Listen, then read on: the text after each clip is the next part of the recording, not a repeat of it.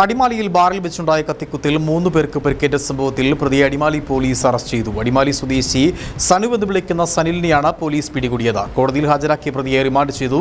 അക്രമത്തിൽ ഒരാൾക്ക് ഗുരുതര പരിക്ക് സംഭവിച്ചിരുന്നു.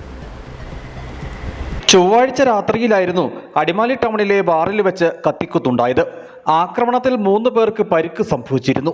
ഇതിൽ ഗുരുതര പരിക്ക് സംഭവിച്ച അടിമാലി ചാറ്റുപാറ സ്വദേശി ഹരിശ്രീയുടെ മൊഴിയുടെയും പരാതിയുടെയും അടിസ്ഥാനത്തിലാണ് പ്രതിയായ സനുവിനെ അടിമാലി പോലീസ് അറസ്റ്റ് ചെയ്തത്. ഇയാൾ ആക്രമണത്തിനുപയോഗിച്ച കത്തിയും പോലീസ് കണ്ടെടുത്തു. കോടതിയിൽ ഹാജരാക്കിയ പ്രതിയെ റിമാൻഡ് ചെയ്തു. കത്തികൊണ്ടുള്ള ആക്രമണത്തിൽ ഹരിശ്രീയുടെ കഴുത്തിന് ഗുരുതര പരിക്ക് സംഭവിച്ചിട്ടുണ്ട്. ഇയാൾ എറണാകുളത്തെ സ്വകാര്യ ആശുപത്രിയിൽ ചികിത്സയിലാണ്. പ്രതിയുടെ ഭാര്യ സഹോദരനാണ് കത്തിക്കുത്തിൽ പരിക്ക് സംഭവിച്ച ഒരാൾ.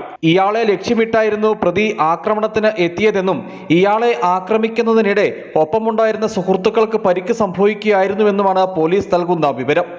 News bureau, Adimali.